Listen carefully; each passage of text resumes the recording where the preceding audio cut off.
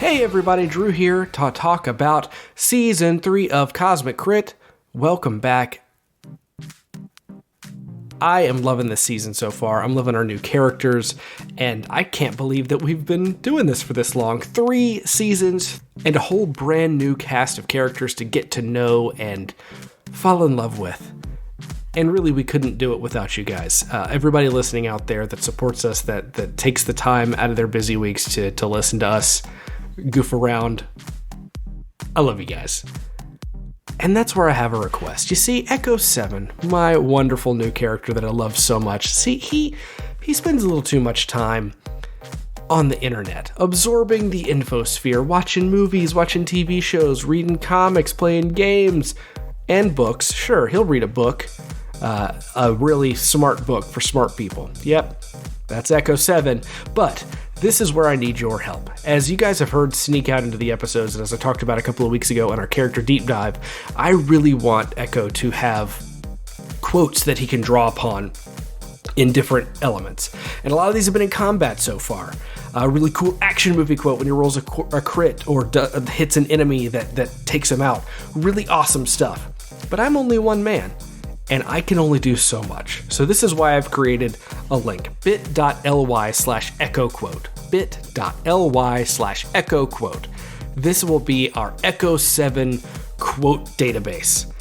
Whether it's an action movie quote for an awesome moment in combat or just something else from something else. It doesn't have to be from action movies. And to be honest with you, a lot of the action movie stuff is already on there. Yes, Yippee-ki-yay, you know who is already on the list. We don't have to submit that one anymore.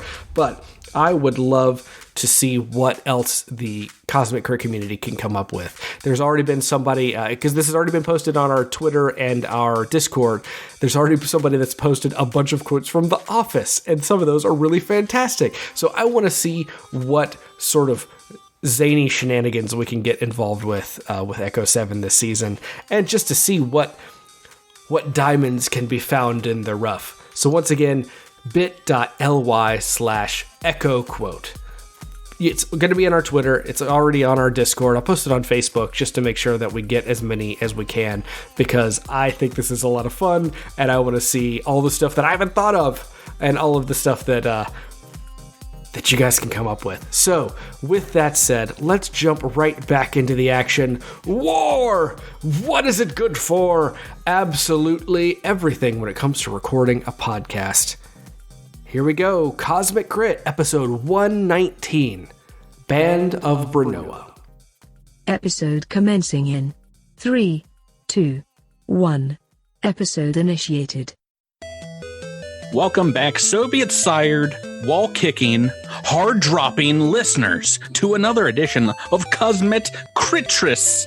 I am your ever-present stacking doom, tumbling pieces on you from on high until the end of time, aka your GM, Patrick. And joining me in today's game are my 5 friends and your natural 2 Treminos. To my right, she's a spin away from side-sliding a T-shape into a twofer. It's Rebecca rolling with Zinnia. It's great to be here. Across from her, don't call him an L block. He's just a sideways 7. It's Drew delivering Echo 7. Long piece. And to my right, he thinks he's a lanky L block, but in reality, he's a big old square O. It's Tyler dredging up Devasho. Kaboom! Across from him, this Sheeran's as smooth as deleting 4 lines at once. It's Jabert playing as Tress. Toot toot, Patrick. And across the digital table, small and welcome like an opportune 3-line clearing J block, why it's Miles mixing up with Sprouts. Good evening. Hey everyone. Yeah, I bet you didn't think I could make Tetris intros for you all, but here we are. I'm a little disappointed you didn't use their actual Tetris piece names like Orange Ricky and Blue Ricky and... See, I thought no one was going to have anything dumb to say for Tetris. But here we are. But here we are. But here we are. Yeah, the names are kind of lame. This one looks like a 7. What are we going to call it? That one's an L block, I guess. But Right, guys, we're back into season 3 here, ready to fire on all cylinders. But before we get back into this game, once again, it's time to open up the case files of a certain plant investigator and find out what happened last time on Cosmic Crits. I smell a rat, and it weren't no Yosoki neither. We met with General Jaldemeric, a hotshot military Vesk who rose in the ranks quicker than you can say crit. He was giving us the lowdown on some nasty dredges that have been making problems. Ruckus for everyone here in the SDF. Everything seemed on the up and up until I asked him about Briar. Something about him rustled my petals and I can't quite put a leaf on it. He sent us out to what seemed like a goose chase. 24-hour watch, but nothing to see. On the way back, we came across a pair of dredges. Trest and Devasha took some licks, with Big D almost on the wrong side of an all-you-can-eat buffet. But in the end, we took care of business. And that's when Jaldemeric called. That is indeed. And when we're starting this episode this week, we're not starting on Suskillon. Oh no, but on another war-ravaged planet. That of Vesk Prime, within a desert scorched by Gavaniska, their star. We see a temple whose dark-tiled sloping roof shimmers in the sunlight like iridescent scales. Its bleached bone stone architecture shines like the remains of some long-dead behemoth rotting in the desert sun. This is a place of worship for Demoratosh, the stern commander deity of the Vesk people, who, even outside the military, is given a place of honor in most Vesk's lives. And it is inside this temple. Many years ago, we see a young Vesk undergoing the rites of battle. We watch as their tail is anointed with hot sacrificial blood, soaked until the scales are crimson. The Vesk's upper arms are fitted with fine, reflective metallic bands, and the youth takes their first oath of honor and duty. The war priest of the Vesk god steps forward before this young lizard. His scales all cracked and gray, but he is one who has not once in all his years serving as chaplain in the silent war with the hated Pact Worlds, not once fallen in combat or let his weapon be captured. As scarred and broken as he is maybe now before you, he is still a figure to be reckoned with, the battle father Kilhorak. He intones to the small gathering of family and attendants here and says, "In the presence of Demoratosh, you will say the words that every Vesk before you have spoken. You will seal your life within his lineage of honor.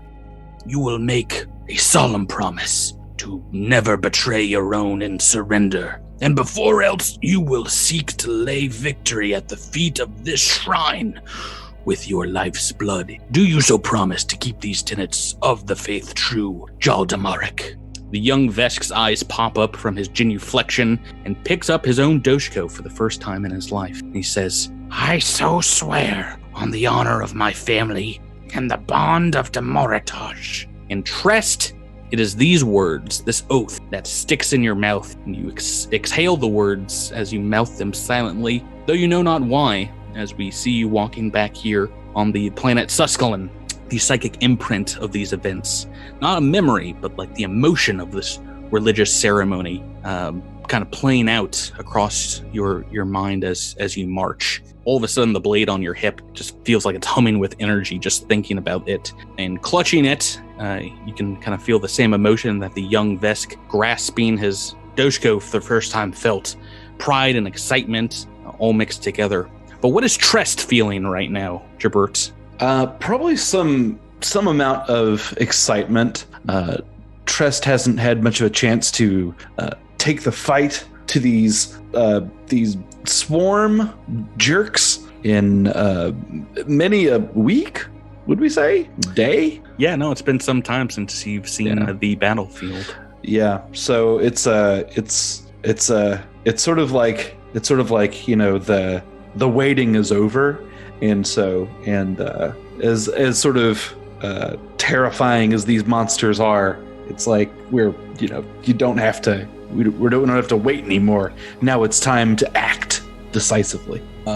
Where we last left off, you all are, maybe an hour or so away from the rallying point. You're being called kind of west of Brinnoa. So in about that time of marching, about an hour, you reach the inter-region Highway 12, and you find SDF troops kind of gathering here in around some military vehicles. The sun has fully risen, and there are hundreds of aerial and ground vehicles fleeing west from Brinnoa, above and on the road in this early morning light. The sounds of weapon fire can be heard in the distance to the north, drowned out by the occasional screeching of SDF ramjet engines as fighter planes kind of pass overhead, joining the battle closer to the city. And even from this distance, you guys, as you clear some hills, can see Brinnoa, this large city, looks like a disturbed hornet's nest, with swarm vessels engaging with aircraft of the 1st Battalion. Fires rage across the city and surrounding area, sending pillars of smoke hundreds of feet into the air, into these thunder-snowing clouds of an incoming white squall storm. You guys see a couple of SDF soldiers kind of standing by the road. There's civilian emergency personnel, like patrol officers, waving vehicles forward in a slow procession. They're answering questions very quickly, and then getting citizens and civilians kind of onwards, directing everyone you can hear as you're passing by to place on the other coast, Rio City, hundreds of miles to the west. And it's only a minute or so you arrive in this makeshift camp that you are spotted by Major Jaldamark, who greets you gruffly. His armor and his massive doshko on his back are already painted with swarm ichor. Glad you could join us, Midnight Squad. No time for rest. Move your tails, soldiers, and double time it to the front line. We got swarm about to overrun Brinnoa, and we're giving these evacuees as much time as we can before the critters come flooding out of the city. Yes, sir. Are you all right, Devasho? You look pretty beat up already. We had a run-in with a few dredgers, but we handled ourselves. Thanks to my teammates, I am okay. Well, I got more than a few ready to meet you to the north. You meet up with the defensive line there, hunker down and keep the highway to your back. Don't let anything through. Protect your squad's mates and leave no one behind. We fight until they call for the full retreat. Let's go, move. I don't think Sprouts really has anything to say. I mean, because he's still appraising Jaldamark. But so he's just kind of taking the orders and going on. I mean, he understands war, so while he has his suspicions, he knows what needs to be done. So he's probably just going to kind of accept the orders and move forward. Yeah, I think Trest is just going to snap a salute and start jogging. Zinnia would ask, how many of them are there and how many of us are there? More and more swarm are landing by the minute, and our forces are taking heavy casualties. It is a deadly calculus that we're not going to be able to hold for too long. No numbers you can give me? Shakes his head grimly and goes back to shouting orders at other squads coming up to him. Ain't got time to bleed. Yeah, we'll count them when we get there. Agree, we better move. The later we are, the more chance the front line is to fall. Zinnia likes to enter equations knowing the odds. So she's a little frustrated by that. I'm going to always tell me the odds. C-3PO's happy. I'm going to take this time just to say that Devasho's just going to activate a shield now, as we learn from week to week the mistakes we make. Yeah, Zinnia's got her pistol out. You better believe it. As does Sprouts. If Jaldamark sees any of you without a weapon in your hand right now in an active combat situation, he's going to yell at you. So please tell me if you're just strolling around. Right?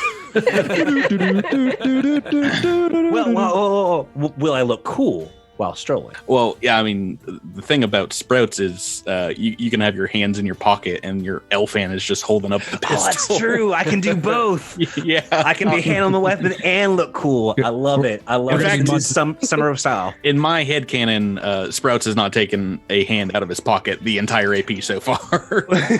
Well, he has that. If you've seen the art by now, he's got that lollipop in his mouth. So he's sometimes like switching them out. Yeah. He's got to change that lollipop eventually, right? It's not like an everlasting stopper on a stick. Are these lollipops in your inventory sheet? Because if they're not, no, they are self-made. They're self-made. Oh my! Gross. I don't know. I mean, Sprouts is made of lollipops. Cannon now. He's sucking on his thumb. Guys, let's get into some battle here. As you hike across the icy terrain, going towards the north, through the fog of war, you see some medics hustling alongside hover carts back towards the highway, shuffling injured soldiers from the front. You hear the sounds of gunfire intensifying along with some explosions to the west. We got some explosion sound effects ready. You can tell there are other units engaging the swarm far off in the distance as retorts and the sound of the earth quaking almost kind of reaches you. And you find a spot that looks pretty good about half hour later, pockmarked already, craters filling in with snow, making visibility a little difficult here. The din of battle is, kind of overtaking you. You guys have to close up your helmets and be able to hear one another over comms. And you're just maybe a couple miles away from the city, but you can plainly see several large swarm vessels all of a sudden entering the airspace around Brinnoa, landing in and among the outskirts north of the city. These are large troop carriers, swarm landers. And I mean, Trest especially can tell that this is not just another, attack. This is a whole nother invasion force, like the one that you saw at the Battle of the Stone Sea 6 months earlier. It makes that landing look like a scouting party compared to this one. And as soon as one of them is about to take off, you see a squadron of SDF fighters take out one of these landers in a massive bright white explosion. The victory is short-lived, though, as a wing of swarm fleet furies chase after the 1st Battalion fighter, kind of gunning it out of the sky. And once you guys are here in position, getting ready for an attack, what do you do to prepare? What are you saying to one another? Zinnia is rapidly, with her free hand, writing down or taking note of everything that she's seeing and trying to calculate some graphs, try to figure out what our best approach needs to be. Yeah, no, the troop numbers you're seeing here are staggering. It's almost hard to count. Mm-hmm. So we're pretty close to the action at this point, would you say?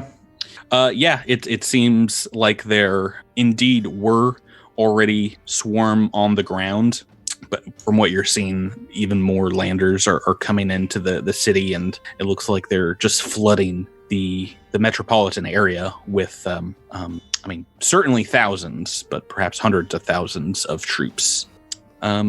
So you guys have your weapons and stuff ready. Tyler, you got your shield out, and it's as you guys maybe are checking ammo, you hear some more explosions to the north. Oh yeah, just have those ready because something strikes one of the large Brinnoan skyscrapers, the Abadar Core, central building. It becomes engulfed in flames and dust and begins toppling over. And it's shortly after that a massive shadow, just blotting out the sun, moves across the landscape. And you see what seems like some kind of gargantuan structure streaking across the sky above you, billowing a trail of smoke. It's a little hard to make out exactly what it is, but if you give me a engineering check or culture, I might be able to figure it out. Yeah, some bad culture checks, but a really good engineering check from, oh boy, it's going to be one of those seasons. Our operative Zinnia. Rebecca, what did you get? I got a 25. All right. Well, DC 15, you can tell it's not just like a starship falling to Earth. It's too large, too high of an entry angle. It is one of Suskillon's space docks, like a massive space station crashing down from orbit. And you can only watch in stunned silence as this structure impacts the hills to the north of Brinnoa. There's a blinding flash of light, followed a second later by an ear-splitting explosion, painful even through your environmentals. And a thick cloud of dust envelops the region for miles around the impact spot in like a matter of minutes, reducing visibility here to a few feet. why doesn't everyone go ahead and make me a will save, launching the destruction, the chaos of war here. This is a mind-affecting fear effect as you try and cope with the mass devastation, the loss of life you're witnessing. Talking a DC 13. Balls. All right. Oh, no. Both. Yeah. Almost looked like a 20, but no dice. couple natural twos from Sprouts, from Trest. Toot, kaboom! Yeah, that's Toot's not going to do it. We've got, a 16 and 18, 18 from the rest. So Sprouts and Trest, unfortunately, are going to be shaken. This is for a matter of hours.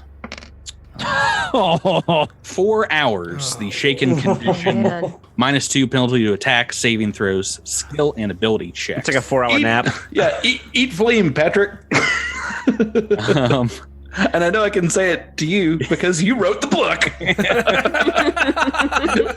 Well, just like imagine your characters are like, just like the pit drops out of your stomach as you're watching this wide scale destruction play out. I mean, as close as you can get without dying from these impacts and these massive explosions. It's harrowing to say the least. The fact that some of you are able to kind of shake this off and still aim your weapons true is pretty amazing. But yeah, this dust comes around, engulfs your little area of kind of in like a small crater here, if you guys see on the map. Obscuring vision, you can see each other like 5 feet away if you're sticking together in this tight group. But more than that, and it's a little hazy. So please feel free to place yourself wherever you guys would like here, hiding in this makeshift foxhole. And everyone give me a perception check. Wow. I get a +2 to that, I believe, because my camouflage membrane is still applies here, right? I don't think that does anything to perception, but Oh no, that's stealth. Sorry. yeah, we're in the full bright of day, hazy as it is, coming through the clouds, the upper atmosphere, and this haze. I promise I'll stop saying this. And I'll stop bringing it up after a few sessions, but I would like to just remind you that I have blind sense for vibration. Pretty useful. Right now, your blind sense, is going off in like almost every direction as these explosions are shaking the ground around you. You guys can hear the shouts of soldiers, screams far away as they engage in combat. There's some kind of push happening. Automatic fire, loud explosions ringing out all at once. And yeah, the ground feels like it's quaking beneath you, the entire planet of Suskillon, like cowering at once. But indeed, Trest, your antenna are twitching for a different reason. Because of your blind sense, you feel something beneath your feet, and you are pretty sure you're about to get a nasty surprise as there is a creature burrowing beneath you. I'd shout out a warning. I say, they're coming from underground. 21 on that perception check will be enough, and we are in initiative turn order, and you may make me a mover standard, as you're the only one that has rolled high enough for our surprise round. Sprouts had a 22. I also had a 22.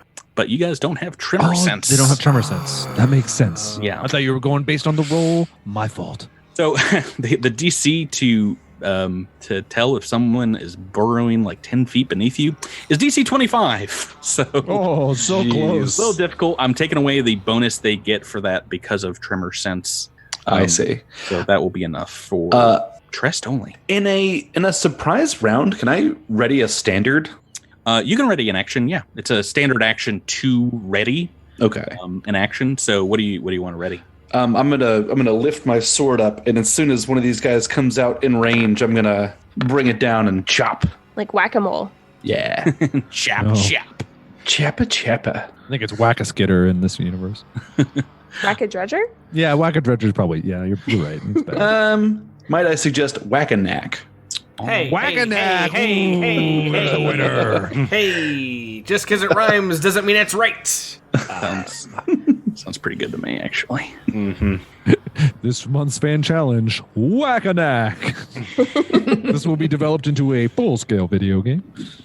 So we got to set up the board here. The combat around you guys, and fortunately, I don't have enough bad guys for everyone to get attacked at once. So let me roll, see who's not getting a fun surprise right now.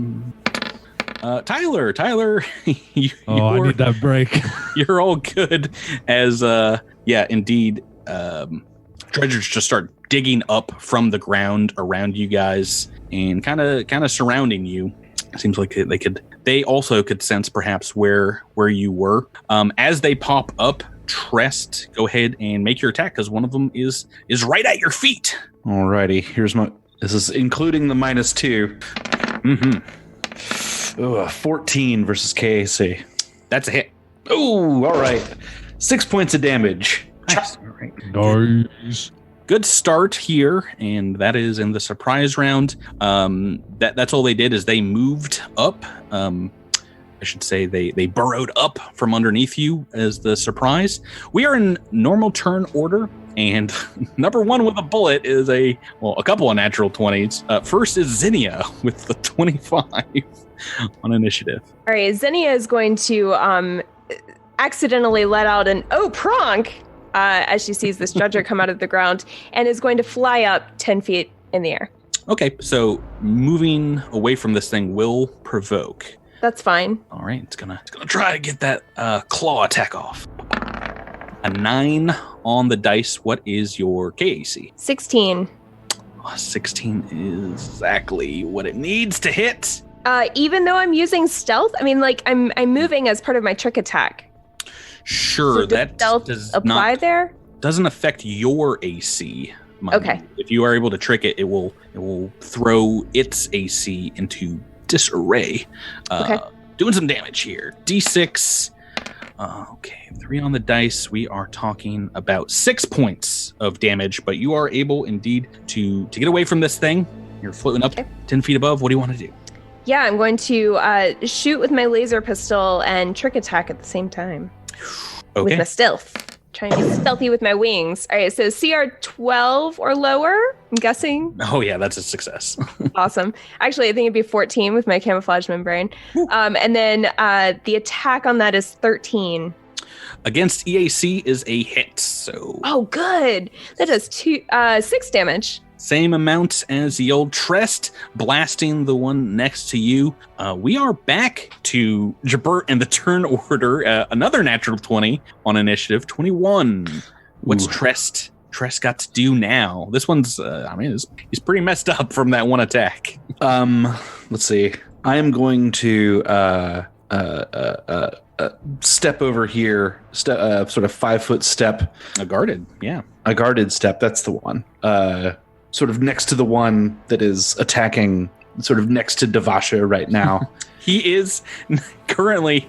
There's a couple next to Devasho now that Zinnia has moved away. Right, she flew up in the air, and so I'm gonna sort of step to the side. I heard a sort of a laser blast crunch into some chitin. I'm gonna sort of step over and bring down a sword and try to chop this thing in two. All right, this one's already taken some damage as well. Go ahead and make that attack. All right. Oh, almost that 18. Only a 5 on the attack. Oh no, still shaken from the space station landing a few miles away. That is a miss. And we're on to their turn. The dredgers. I've rolled a 17 for these bad boys. Here comes the pain. So they're going to do their kind of standard stratagem, which is they're going to try to attach to some folks. This one, actually, we're going to see if this one indeed goes for our friend Trest or for Devasho. 1 or 2, it's going for Devasho. 3 or 4, Trest. Oh, Trest. Oh, boy. Oh, goodness. Oh, geez. You got 2 of them coming at you now, and they are going to be flanking. It will. These 2 are flanking on you, and that will help them try and make their attack. So let me roll both these, see if they can climb up on top of you. All right. Well, a natural 1 on one, that guy's not attaching, and a natural 16 on the other one, that guy is. So this one right next to you is clinging to your armor like there's no tomorrow. You've been in this position before. It's not great. And this one is the one to the north is going to try the same thing with little sprouts. Can he even do that? Oh yeah, it's basically gonna be. It's a piggyback ride. Yeah, it's like he's dragging you to the ground. If it happens, let's see. It's gonna happen. A natural toot on the dice. I don't think that'll do it. And one more. There's 4 dredgers here. This one's going to go for Echo 7. A 10 on the dice. Ooh, now that is close. What is your KAC? My KAC is 15. A 15. So I've rolled a 10. And that is going to be enough to attach this one on top of you. Yeah, it is just a special attack versus KAC. So it's not like grappling or anything. These little things are made to latch onto you. So we've got 2 attached and 2 not. That is their entire turn, though. No other attacks. And we are on to Drew. We're on to you. This one is attached. Okay, so it's I probably can't hit it with a hail of cannon while it's attached to me. I don't know. So the thing about attach is it does not count as grapple. So you still have both of your arms, and it actually cannot make attacks of opportunity while attached. Right? Yeah, no, it can make no attacks of opportunity. Yeah. So, I mean, basically, you can turn this cannon on your backside and try and blast it off. I mean, it does get a cover bonus, mind you. But so my 2 attacks that I could do, I could attack with my hail cannon, or I could attack with my survival knife. But the survival knife's operative, so it would basically be the same bonus to either. To hit, yeah. So, I mean, I'd go swing for the fences. Now, if you want to try and do a move action to detach it, you can. But as soon as you detach it, if you fire a gun at it, then it will have its attack of opportunity back. Yeah. So that's up to you. I wish I got a bonus because it's just on my chest. Yeah, well, you haven't trained shooting yourself in the chest. Maybe think about that for next time. All right, I'm going to go for the hail cannon. Single attack? Single attack. Let's see what the dice say. Yeah. What'd you get? That is going to be a 16 to hit. All right. Even with +4 against KAC, that is a hit. Yes. For 3 points of damage. All right. Not matching your teammates here, but every little bit is going to help knock these guys off. You guys are all fighting different wars here. And next up, Miles, this one's trying to claw its way onto a Sprouts. What is your action? I'm gonna take a guarded 5 feet over to next to Echo 7, and I am gonna try to shoot the dredger attached to Echo 7. All right, go right ahead. It cannot make attacks of opportunity. A single shot. That sound effect was clearly 2 shots. Oh snap! Natural 20. Oh, yes. Let's hear it. Whoop, whoop. Boom shakalaka. That's what you call a cosmic crit. Kaboom. I love it so much. Crit from the azimuth laser pistol. Now, mind you, not a trick attack because you're just moving a guarded step here. But oh boy, max damage on this pistol. What did you get for damage?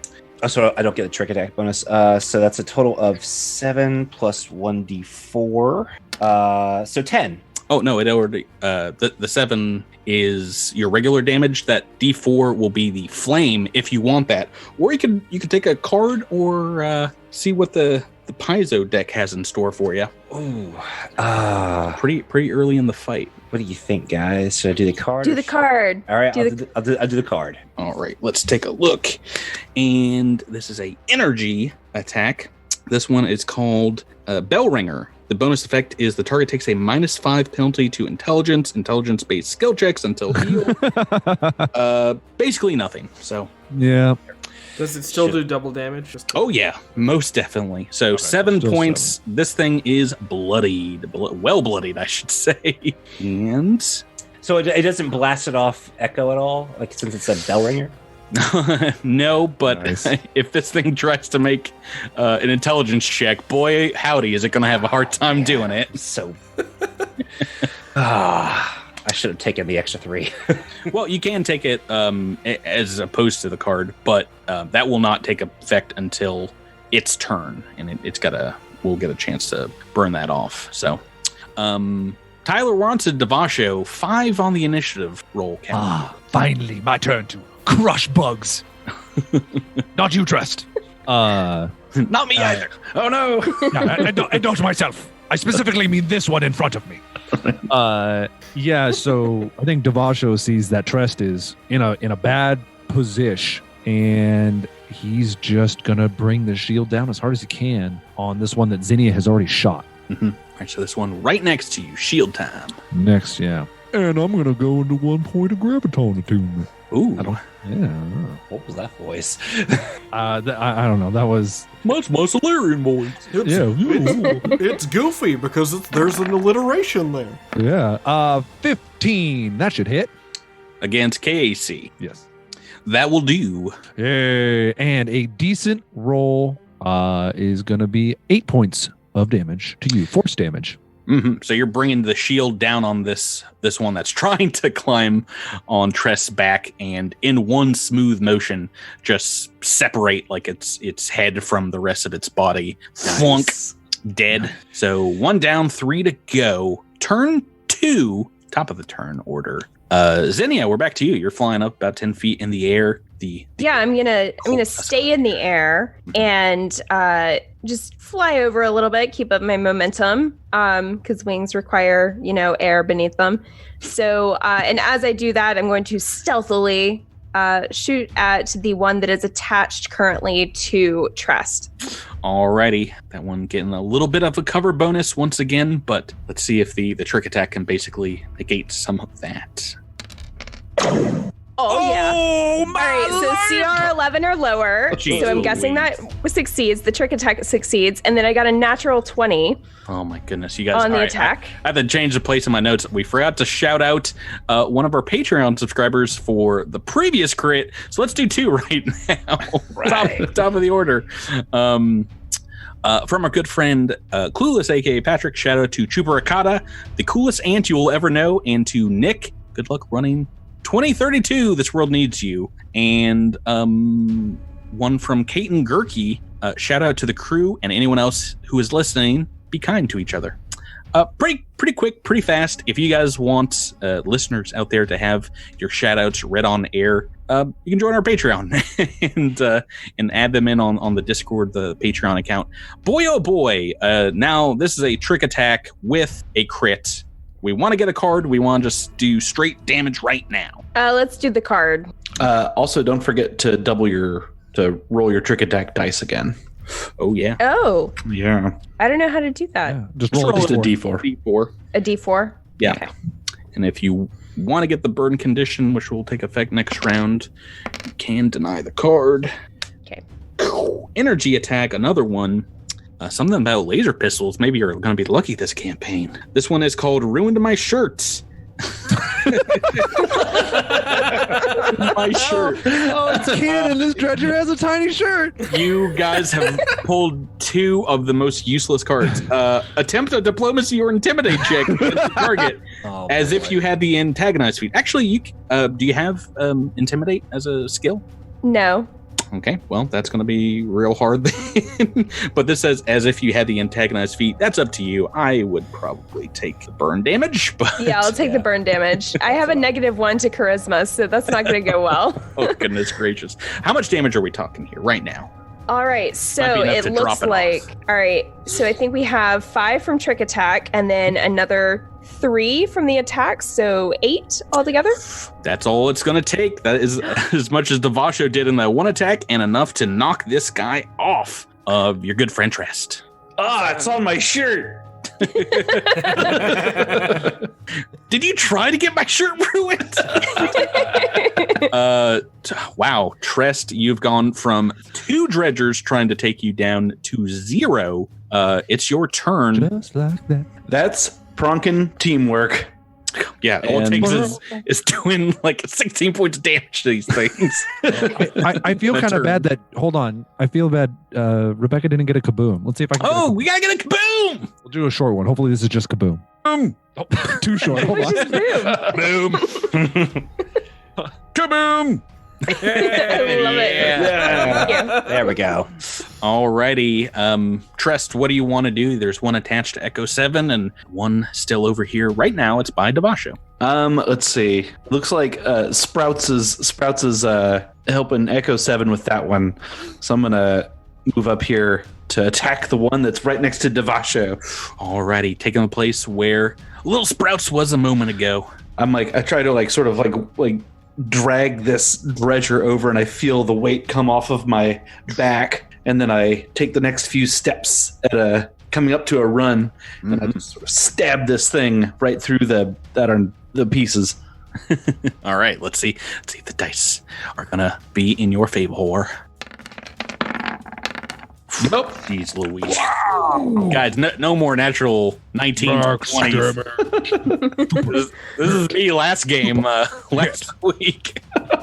Yeah, super hit indeed. 19 on the dice, and how much damage? For 9 points of damage, because I just sort of slide this thing in right through the mouthpiece. Oh, that's too much. That's too much damage. Just splort. You see your blade covered in ichor. There is indeed, I mean, it's like a pressurized blood bag, a Tarantino-like spray of black ink all over your armor. And this one is bloodied and nearly dead, I should say, from that one attack. Oh, man. It is their turn, though, and it's going to try and get... Actually, this one's going to try to attach to you now, Trest, again, by making that attack. Roll that. A 6 on the dice is not going to do it, because your armor class is what? 15. Oh, wait. Just 15, you say? 15. If it had any other bonuses right now, that might be enough. But that is not going to be enough. Oh, thank goodness. Oh, so close. And now will the other take the 3 points of burn damage? Yeah, on its turn here, it is... Let's remember, if you will, folks, how to do the burn. They get a reflex save to try and... stamp it out, I believe. Yeah, I think the reflex save is just a move action for burning. Yeah, I thought it was a move for burn. Let's see. Which would imply they needed to get off of Echo. Yeah. Well, just because you spend a move action doesn't mean you have to actually move. Yeah, you don't have to actually move. It's just sort of like that's the quantity of time it takes. Yeah, the burn effect is pretty nasty. If these guys are indeed just going to take it, this might not be too good for him. So burning, it has the condition at the start of each round before they take any actions. They can attempt a reflex save to take the listed amount of damage. Right. Oh no! Before they take any actions or attempt a reflex saving throws, they take that damage. So, how much damage did you roll? Oh boy, that is enough to burn this guy off of Echo 7. Yes! Oh man! Yeah, baby! If it had just one hit point more, it probably could have stuck through that. And that is their turn. We've got one left here. And oh boy, things are going a lot better than last week. Drew, we're on to Echo 7, and you've got a clear shot at this last one here. Echo, turned off your targeting computer. I'm fine. Taking a shot with the hail cannon. Oh, is this gonna make all the difference? Just turning off your brain and like blasting, spamming a shot. Maybe. That's a 17 to hit. Against KC is a hit. For 3 damage. Not enough to drop this one, though. Oh, no. So close. So consistent. So low on these heavy weapon attacks. Yeah. Miles, back to you. Back to Sprouts. You're right between an Echo 7 and a Trest. What would you like to do? I'm going to take a shot at that dirty bug as well. Do you want to try a trick attack? Do you want to? Yeah, trick attack. All right, so you can stick in place, stick your gun out with your L-fan, and see if you can guess where this thing is about to move. Ooh, it looks like we've actually failed the trick attack, sadly, but what'd you roll on the hit? 23. Ooh, boy, natural 19. That's one of those super hits. That is a hit. How much damage? Just 3 points of damage. That is all it takes. This one's dead too. Yeah. We're out of combat. Oh my. Woo. That went surprisingly better, team. I think we have... This is a breakthrough on how we fight these dredgers. Yeah. rolling 20 is going to help the long run there. Keep doing that. Looks like Yes, the big things come in small packages. Yeah, we have a strategy now. Hit them hard. Really hard. Zinnia floats back down to the planet's surface. Was like, good job, gang.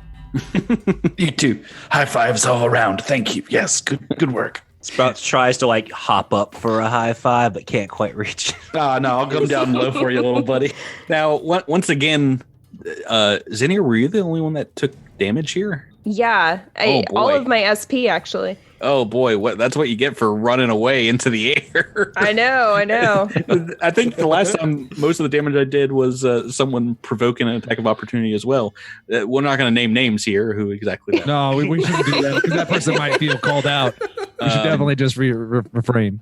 Oh boy, yeah. They've got the strategy of trying to attach to you guys, but you did well in knocking those ones that did get attached off first, because they get pretty dangerous. It basically ups their challenge rating if they're attached to you. Speaking of which, do we have time to take a 10-minute rest? As the battle is raging around you, probably not uninterrupted here. No. Are we trying to reinforce like a specific area, or are we trying to push a certain direction, or are we just trying to like get here and stay put and like just defend? It was very sketchy orders that you got from Jalamarco. It's basically just go here and kill Swarm, hold the line, as it were, between the highway where evacuees are escaping and the city, which is now in, full hellscape on Suskillon mode. Because it's not long after, you can start taking a rest, a little 10-minute break here. After you deal with this detachment of dredgers, there is like a momentary lull in the battle around you as maybe other 5th Battalion squads have some victories as well. But as soon as you catch your breath, there is an unearthly roar that emanates from within the city of Brinnoa, preceded immediately by a psychic scream that pierces all of your minds. It is a feeling of just doom distilled and focused through a primordial, otherworldly voice, one that seems to just embody death and being like torn apart on the cellular level, just a primal yell. And in Brinnoa, you see the light of dozens of explosions and flashes that throw a shadow up across the smoke and fog of war. Shadow of serpentine behemoth appendages across the face of the Brinnoan Capitol building. This is followed by a massive explosion, and a beam, a white-hot beam, shoots through multiple skyscrapers, and all at once, several of them begin collapsing in on themselves, once again making giant plumes of black dust. And almost at the same time as you witness whatever is happening in the city, your comms crackle to life again. There are dozens of comms kind of crossed over one another, coming in from all points, but you can hear one of them very clearly is the voice of Jauda Merrick, very gravelly, saying, "All SDF forces around Brinnoa, full retreat, fall back behind the Deathamar River, and regroup at Fort Gallant."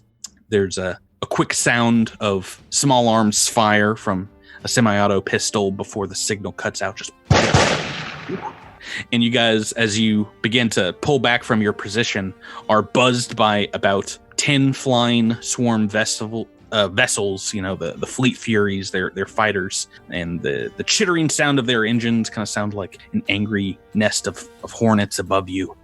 And in the distance, you can just make out they begin strafing civilian and SDF vehicles on the road, and more explosions come from Highway 12 about a quarter mile away. What do you guys want to do here? I guess we should book it backwards. Yeah, full retreat. Yeah, I think like a fighting retreat to try to give them as much cover as we can, but we should stick with the army. And Fort Gallant is where we came from. Is that right? No, you were in Camp Cavalier. Give me a survival or culture check. Figure out where you're going next. I kind of feel like it's that scene where in Ragnarok where Devasho looks at the big creature and it's like, "Big monster, smash!" Yeah, just go take on whatever is leveling Yeah. buildings right now. That's probably fine. I'm sure it's fine. Probably I'll win. fine. Okay, we've had some good culture and survival checks here. You guys know that Gallant is approximately 24 miles west of your current location and is on the opposite side of the Dethamar River. Can we hop on a vehicle, or is there some sort of like Jeep or something that's around here? There's got to be someone driving something, right? Well, it's about half hour if you want to try and trudge back to the highway. Is that something you want to do? That is going away from the front, but you just saw an entire wing of Fleet Furies beginning to attack the ships in that direction. Only the ground vehicles that you just came from. Oh, Sorry, maybe I misunderstood. Is that not where Jal, whatever his name is, Jal Jaldemeric? Jaldemeric. Is that not where he was telling us to go? No, he's saying basically head straight west to the river to Fort Gallant and cross to the Dethamar. Okay, even though that's in the direction of danger, it sounds like. Well, I mean, the city is to your kind of northeast right now, so you would be retreating away from that. Okay. Okay, yeah, that sounds. I mean, I suppose that's maybe what we should do is follow the orders. Do we not want to attempt to rescue Jaldemeric? If there is something up there that can defeat Jaldemeric, it will defeat us as well. He can hold his own. We should just go. If it's over 24 miles away, it will take us a long time to get back to the fort. I mean, you did see a whole bunch of soldiers down by the highway when you guys left, but... Yeah. Well, it may be that we should follow the orders that we've been given. If Jaldemeric wished for reinforcements, he would have said so. We need to respect his command. Orders are orders. Understood. So you guys start trudging away from the battle, heading west. As you do, project. As you march, the sounds of battle kind of get more and more distant, and the sounds of the STF ramjets diminish over time, overtaken by the angry hornet sound. The explosions that you heard are just overtaken by the sound of the howling wind, the crunch of snow, the ice beneath your boots, and it feels like you're out of immediate danger, moving away from the front lines, just heading kind of like straight due west. But how are your characters feeling on having to almost immediately retreat after taking up a fortified position and kind of winning a small skirmish? Not great.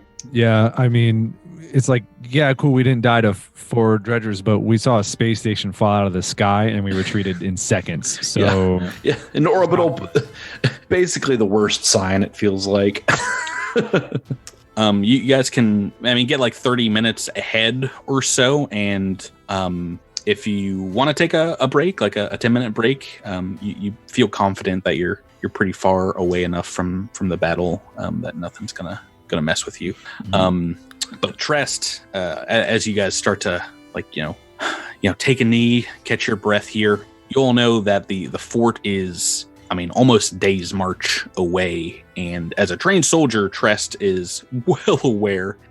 You guys have been hiking all night already without rest, and the march might just kill you before the swarm gets a chance, because that's a death march right there.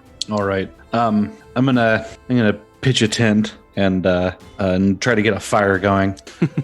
Well, you're taking a 10-minute rest, so probably not enough time to do that. Well, if I guess maybe I'm misunderstanding what you're saying, but if we won't make it there tonight, if we're just as likely to die as we are to make it there, then we shouldn't try to make it there. We should try to get a little bit of rest and try to wait for the temperatures to climb a little bit. More than 10 minutes, like sleep all night kind of thing. Well, it's like 8 a.m. in the morning right now, so it's not going to get too much warmer, but you're pretty sure if you were to fall asleep right now, someone would find you. You're not that far away from the battle, and if the enemy advances, you would be overrun. There'd be more swarm here. Right now, you feel like you might have like 20 minutes on them, maybe, but that's about as much time as you've passed. Should we try to get to the highway or barracks? The highway's way behind us now. There's no reason to.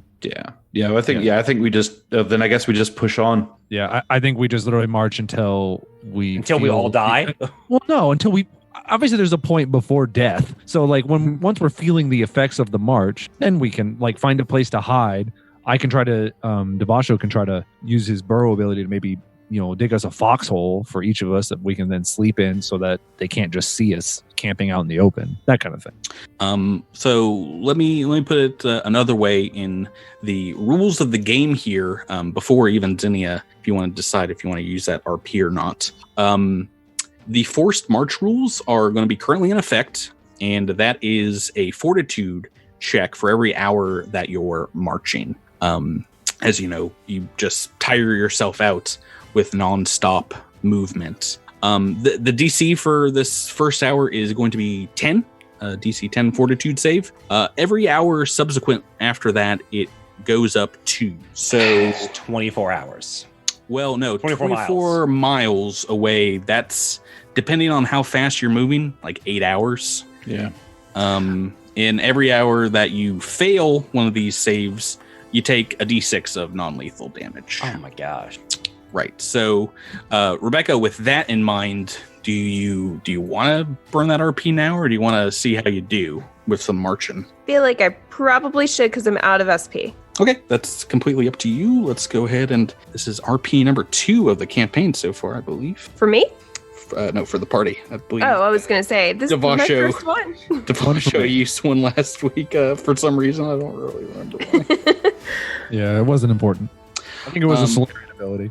All right, so as you guys continue on your march, about a half hour later, it's time for a fortitude check, everyone. Let's make this first one. Oh, I'm not hyped about this. Yeah, I wouldn't be either. Not stoked. Well, hey. Oh, hey. Oh, hey. Looks like all passes except for Tyler. Yeah. Wow. Jesus. 1d6 non-lethal damage coming at you here. 3 points. Right. Not awful. But I should say, if you take non-lethal damage from Force March, you are fatigued until that damage is healed. Cool. And just another fun factoid about Force March, one of the most fun rules in all of Starfinder.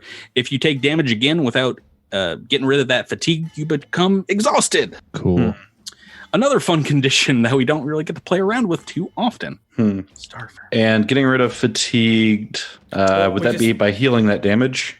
So there's different ways to like get rid of conditions in Starfinder, but the way that anyone can do it is by getting rid of the damage. Alrighty, but that's to your SP, right? That is correct. Right now. It is SP. Yeah. I feel like we should keep moving a little more. So did he technically take damage? Yep, took 3 points right now. Yeah. Okay. We should just keep going. There's nothing else to do. An important question: does the exhaustion operate off of the same just heal the damage to get rid of the condition? No, exhaustion you have to rest overnight. So once you get there, healing it's not going to do anything. And exhausted, you basically move half your speed. So that's also going to slow you guys down. I think right now Trest has the lowest movement speed, if I'm mistaken. Are you at 25? Yeah, 25. Zinnia technically has 20 land speed, but 30 fly speed. So I assume that she's just flying. That's fine.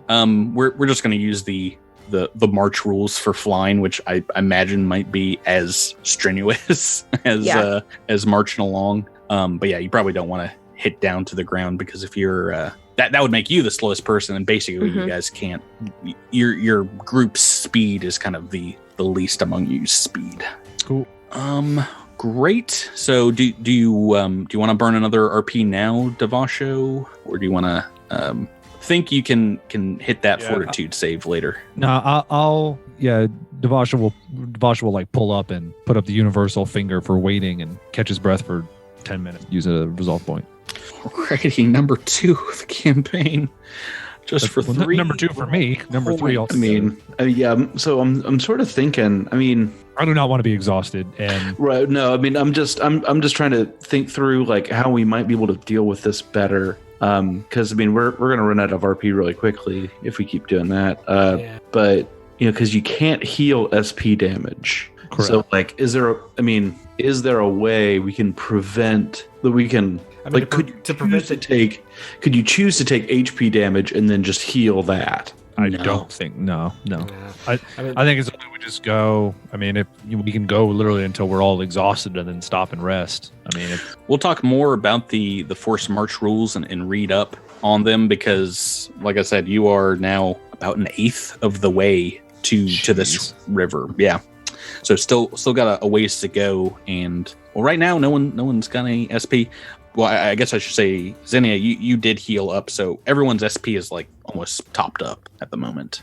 yeah. yes. Okay. Yeah. So we'll get back to the march, but as you guys about an hour and a half or so into your slog, you stumble across fresh tracks in the snow.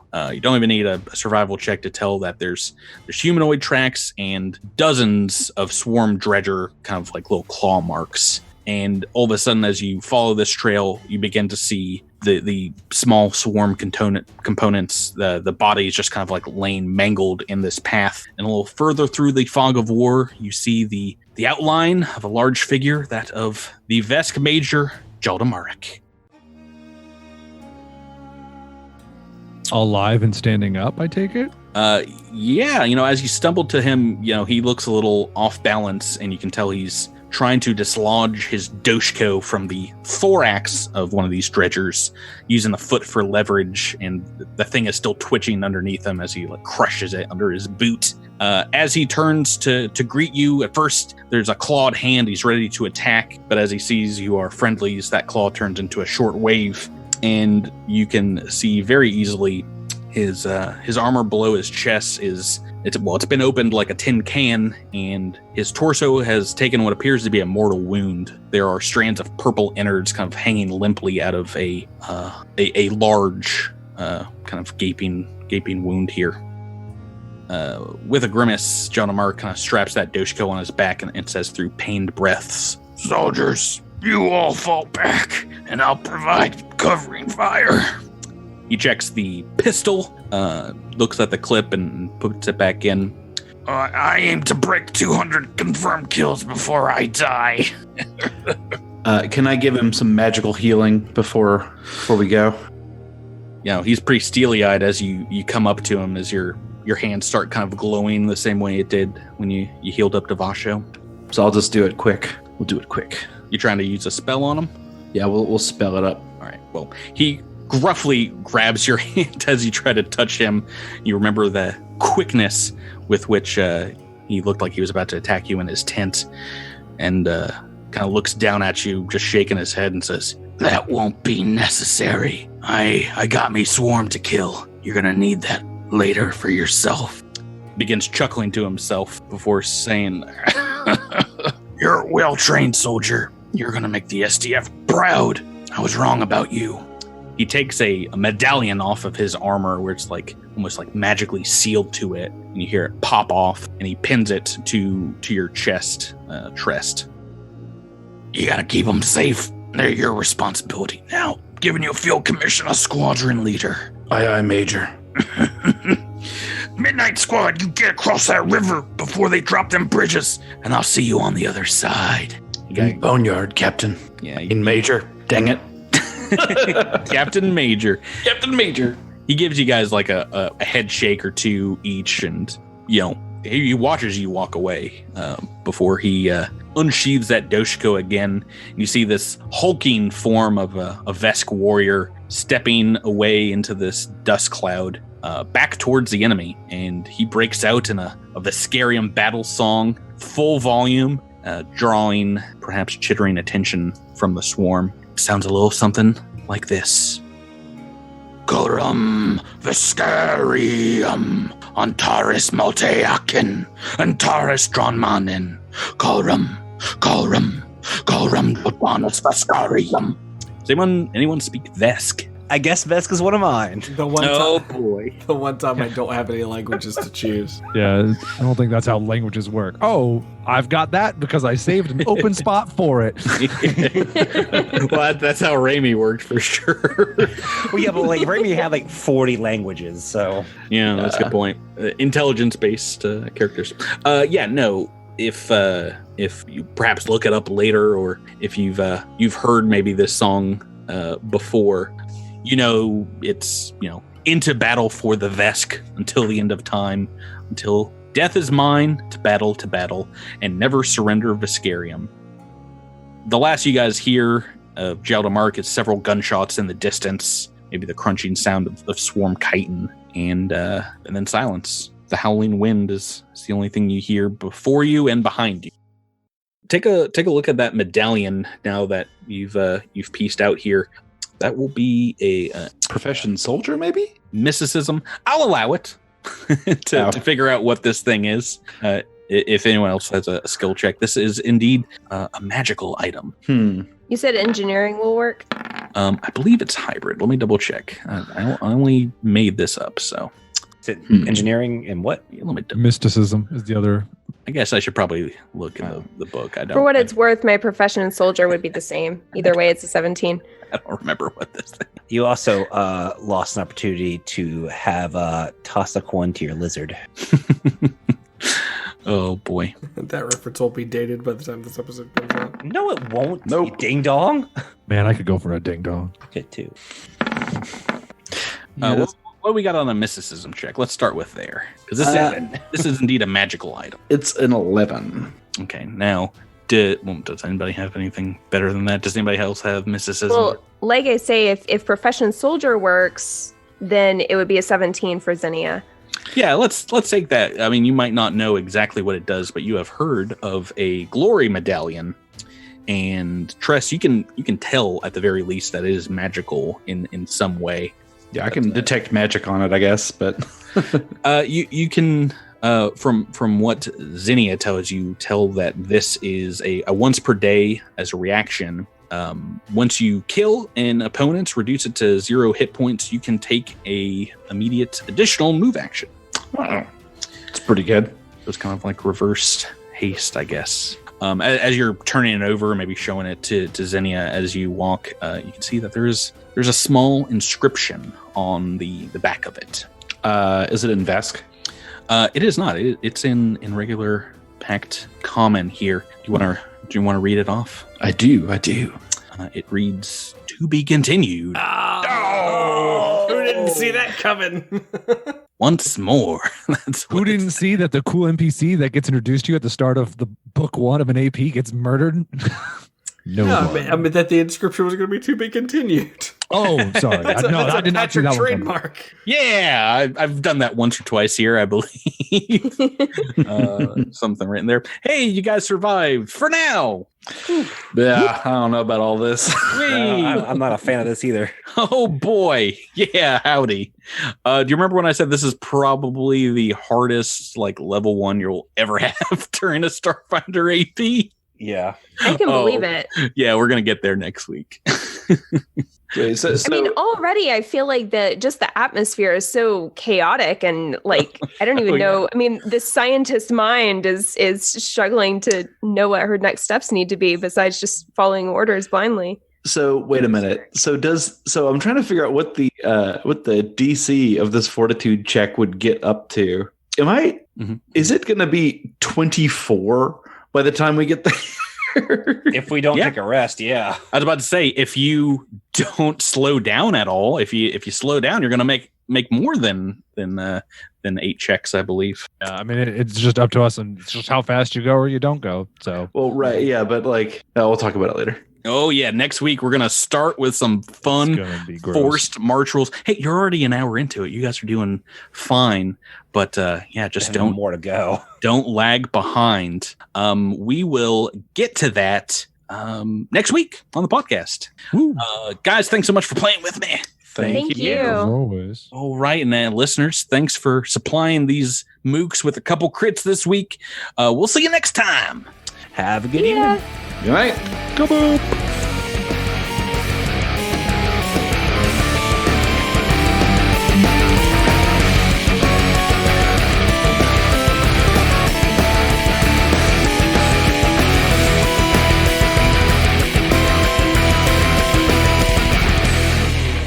Thank you for listening to this week's episode of Cosmic Crit. This episode has been made possible through a sponsorship with Roll20 and the backing of our Critamander fans on Patreon.